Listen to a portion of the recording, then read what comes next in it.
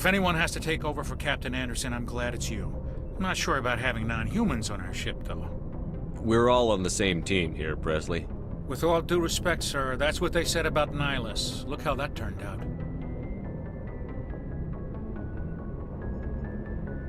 Speak freely, Pressly. I want to know if you have a problem with non-humans. It's not that, Commander. Humanity has always handled its own problems. Saren attacked one of our colonies. We should be the ones to stop him. We don't need their help. Some people think asking for help is a sign of weakness. That's just being stupid and stubborn. No matter how strong you are, allies can make you stronger. I guess so. Maybe I'm just stuck in the old ways of thinking. But don't worry, Commander. This won't be a problem. How did you end up assigned to the Normandy? I signed up with the Alliance as a navigator right out of school, following in my grandfather's footsteps, I guess. My first posting was on the Agincourt. We were one of the first reinforcements to arrive at Elysium after the Blitz hit, and those raiders were no match for an Alliance frigate. Of course, the only reason the colony was still standing was because of you, Commander. I can't believe you held out as long as you did. How'd you end up on the Normandy? I got my officer's commission after Elysium. Must have made an impression on the right people. Captain asked for me when he was picking his crew.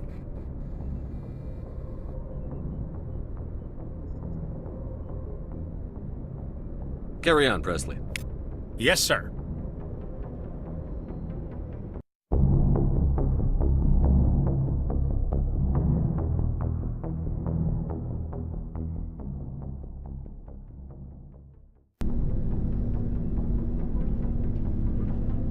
Anything you need, Commander? What's your opinion on the last mission? I don't see how we could have done things any better. At least not without getting to Eden Prime sooner. And we were on the scene faster than any other Alliance ship could have been. Just trying to get a sense of where the crew's at. Thoughts? I've wasted enough of your time for now, Commander. We'll have time for personal debriefings later. We'll talk another time, Lieutenant. Commander?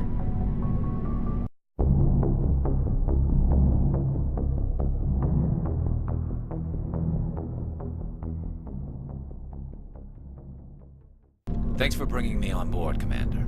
I knew working with the Spectre would be better than life at CSEC. Have you worked with a Spectre before? Well, no, but I know what they're like. Spectres make their own rules. You're free to handle things your way. At CSEC, you're buried by rules. The damn bureaucrats are always on your back. For the most part, the rules are there for a reason. Maybe. But sometimes it feels like the rules are only there to stop me from doing my work. If I'm trying to take down a suspect, it shouldn't matter how I do it, as long as I do it. But CSEC wants it done their way. Protocol and procedure come first. That's why I left. So you just quit because you didn't like the way they do things? There's more to it than that. It didn't start out bad, but as I rose in ranks, I got saddled with more and more red tape.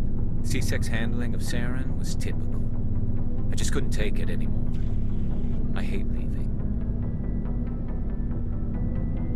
I hope you made the right choice. I'd hate for you to regret it later. Well, that's sort of why I teamed up with you. It's a chance for me to get off the Citadel, see how things are done outside CSEC. Either way, I plan to make the most of this. And without CSEC headquarters looking over my shoulder, well, maybe I can get the job done my way for a change.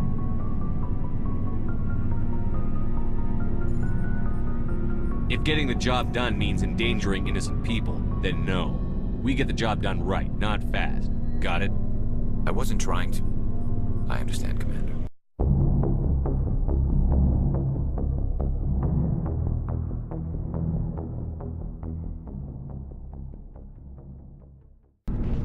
Commander? What's your opinion on the last mission? Kinda wish you'd got there sooner, Commander. No offense, I appreciate the rescue. I just wish... You wish we'd been able to save the rest of your unit? Yes, sir. If I had been more alert, we wouldn't have been cut down by an ambush. The Geth are perfect ambushers. They don't move, they don't make noise, they don't even breathe. Sir, they have flashlight heads.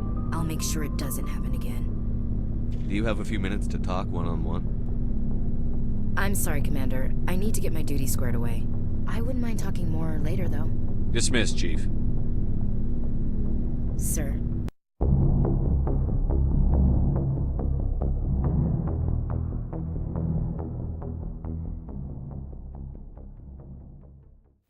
Nice ship you've got, Shepard. What can I do for you? What's your story, Wrex? There's no story. Go ask the Quarian if you want stories. You Krogan live for centuries. Don't tell me you haven't had a few interesting adventures. Well, there was this one time the Turians almost wiped out our entire race. That was fun. I heard about that. You know, they almost did the same to us. It's not the same. It seems pretty much the same to me. So your people were infected with a genetic mutation?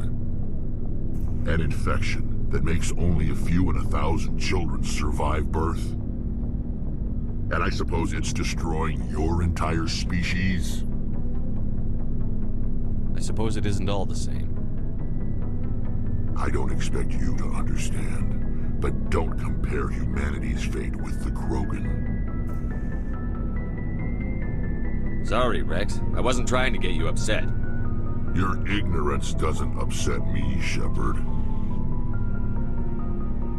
As for the Krogan, I gave up on them long ago. The genophage infected us, but it's not what's killing us.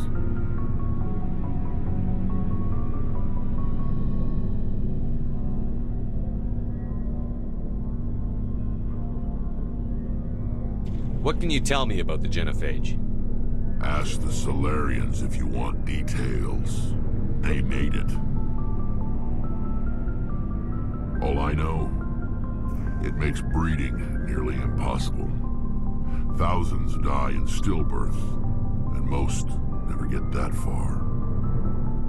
Every Krogan is infected, every one, and no one's rushing to find a cure.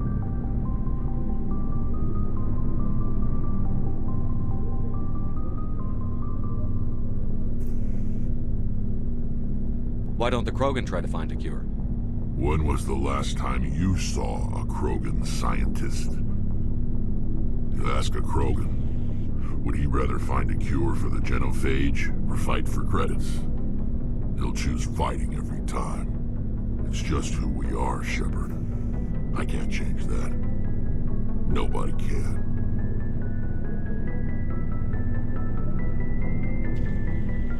Are your people really dying? We're sure not getting any stronger. We're too spread out. None of us are interested in staying in our own system. Lots of species have left their homes and prospered. But they go to colonize new worlds. We're not settlers. We're warriors. We want to fight. So we leave. Hire ourselves out. And most of us never go back. So long, Wrex. Shepard.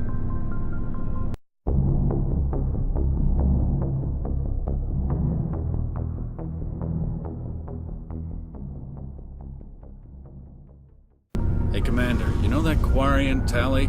She's been spending all her time down here asking me about our engines. I'll tell her to leave you alone. What? No, she's amazing. I wish my guys were half as smart as she is. Give her a month on board and she'll know more about our engines than I do. She's got a real knack for technology, that one. I can see why you wanted her to come along.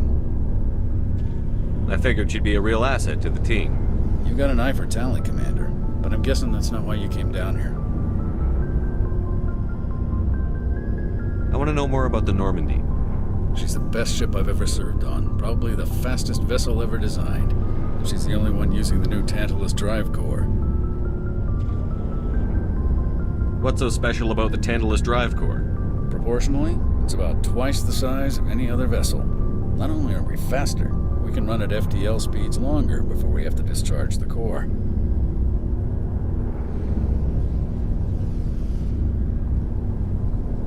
Fill me in on the IES stealth systems. How does it work exactly? You can't hide a ship out in space. They emit too much heat and radiation. Too easy for sensors to pick them up, unless you find a way to capture those emissions. So our stealth systems trap the energy we give off in storage sinks built into the ship itself. No emissions to give away our location. Eventually the sinks have to be vented. More than a few hours silent running and they overheat. hook us inside our own hull.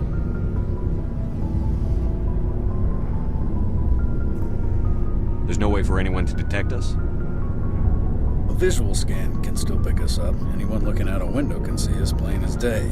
But you have to be pretty close to get an actual visual out in space. Most vessels rely on scanners. As long as the stealth systems are engaged, they can't see us. Not unless we accelerate to FTL speeds.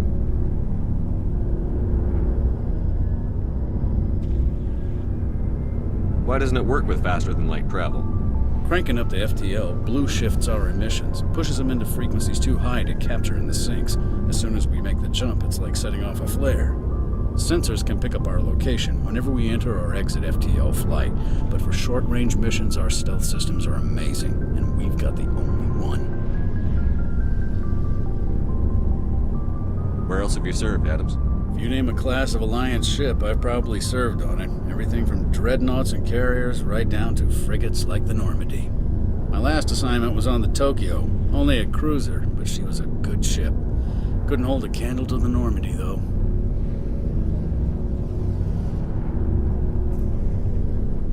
Carry on, Adams. Aye, aye, Commander.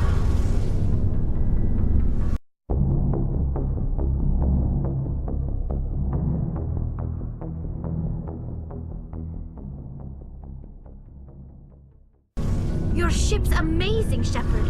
I've never seen a drive core like this before. I can't believe you were able to fit it into a ship this small.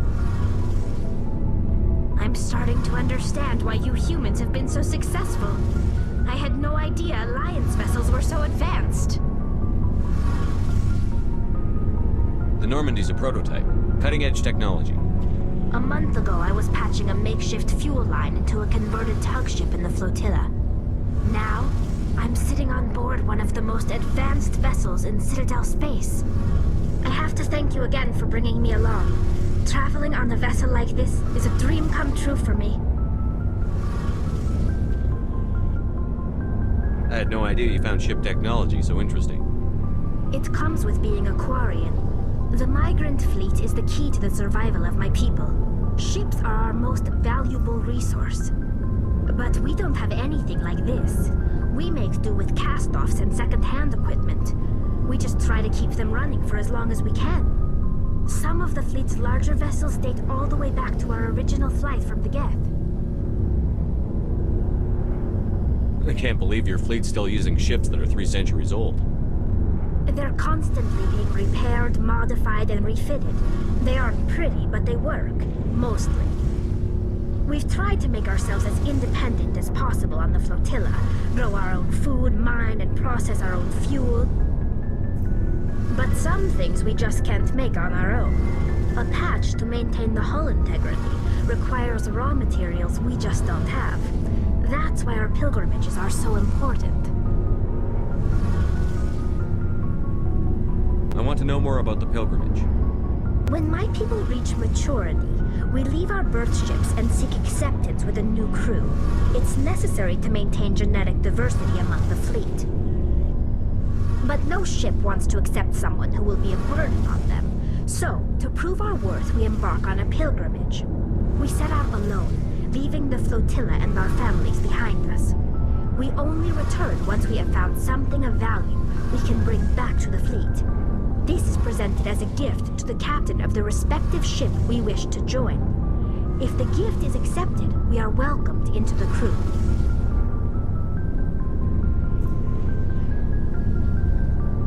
Can a captain choose to reject the gift?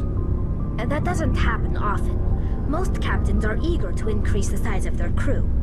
It increases their own standing in our society. Even when a gift is not particularly valuable, the captain usually accepts it out of a sense of tradition. However, there is a stigma to presenting a substandard gift. It's not the best way to make a good impression on a new community. Most pilgrims don't return until they find something worthwhile. I can't believe they just send you off alone. It's not like they just cast us out. Before we leave, we are given lessons in how to survive outside the flotilla, and given gifts to help us on our journey.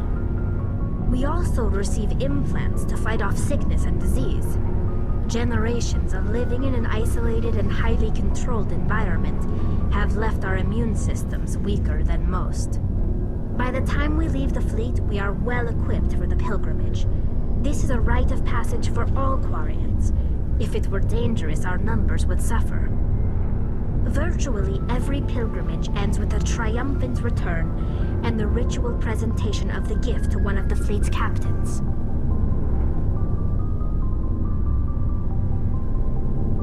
I want to talk about something else. Like what? Tell me about your people. Our lives aren't easy. Resources are scarce, and we are constantly on the move. Everything we do must in some way contribute to the continuation of the migrant fleet. There are 17 million Quarians in the flotilla, and each of us relies on the others for survival.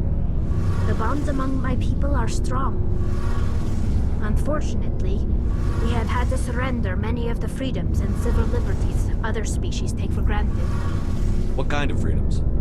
Well, it's illegal for parents to have more than one child. If our population grows too much, it would strain our resources to their breaking point. Of course, we also can't allow our numbers to become too few. If our population is in decline, the rule against single births is temporarily repealed.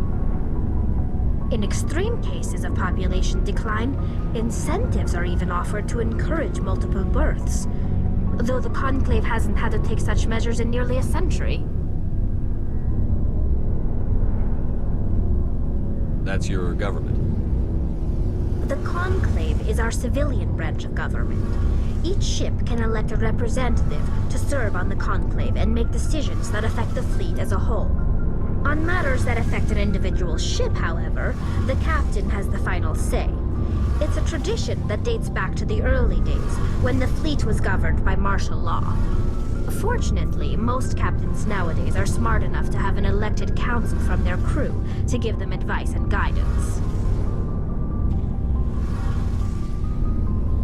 So the ultimate power rests with elected officials. In practice, the Conclave and the respective council for each ship tend to set the rules that govern our daily lives. But in theory, we are still under military jurisdiction. The 5 top-ranking military officials in the fleet serve on the Admiralty Board. These 5 have the power to overrule any decision by the Conclave in case of emergency. To do so requires unanimous agreement among the Admiralty, and they can only do this once. After that, the entire board must resign their posts. It's a safeguard that served us well. In nearly 3 centuries, the Admiralty Board has only overruled the Conclave 4 times.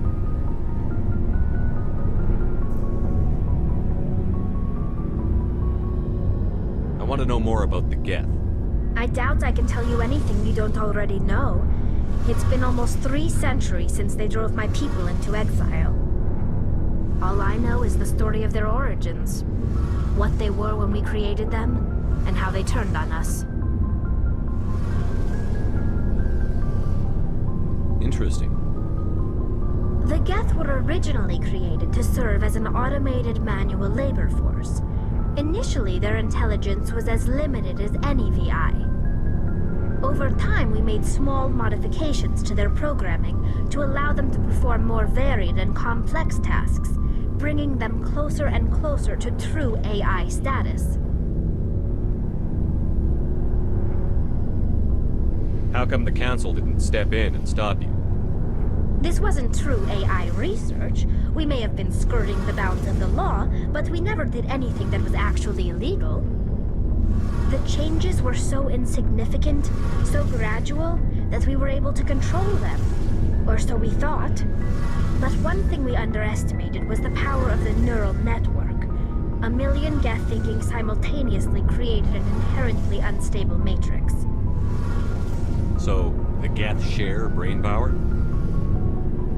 Many of the Geth's logic systems were designed to work in concert with other nearby Geth. Basically, the more of them you have in a group, the smarter they are. So there's some sort of group consciousness? No, nothing like that. They cannot share sensory data or information. Their programming cannot handle that much simultaneous input. Each Geth maintains an individual awareness and identity. The neural network only operates on a process-based level. It's basically the synthetic equivalent of a subconscious. But when they're in close proximity, they can coordinate low-level functional processes, freeing up more capacity for original or independent thought.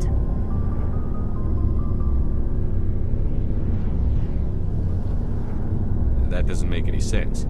I'm probably oversimplifying. The Geth are incredibly advanced and complex creations.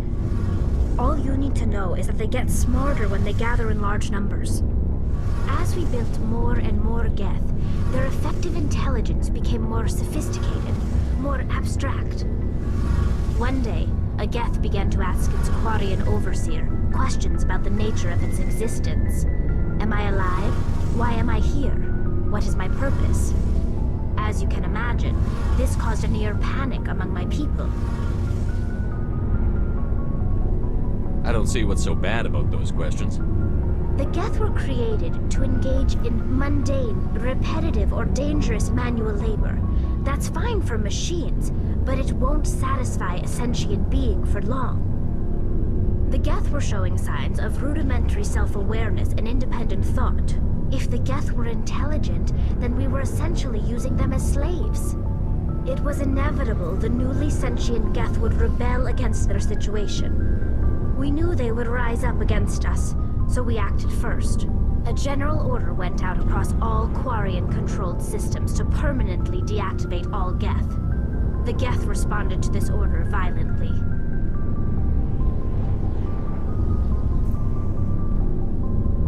You can't blame them for fighting for their survival.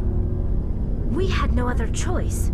The Geth were already on the verge of revolution. By acting quickly, we had a chance to end the war before it began. The hope was that most of the Geth would still be little more than machines, incapable of organized resistance.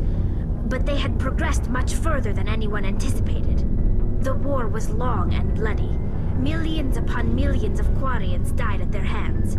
In the end, we were forced to flee our own homeworld. We feared the Geth would pursue us, but they never came beyond the Veil. Now we drift through space, exile searching for a way to reclaim what was once ours.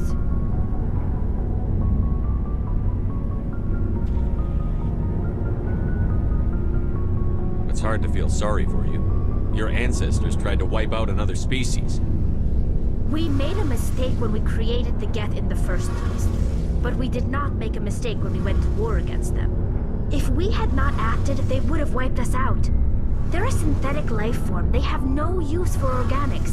None. Why do you think they cut themselves off from the rest of the galaxy?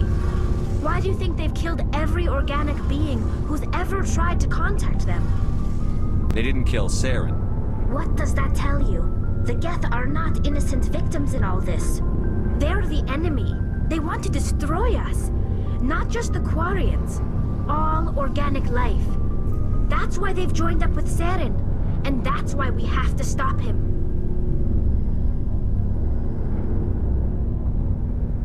I should go.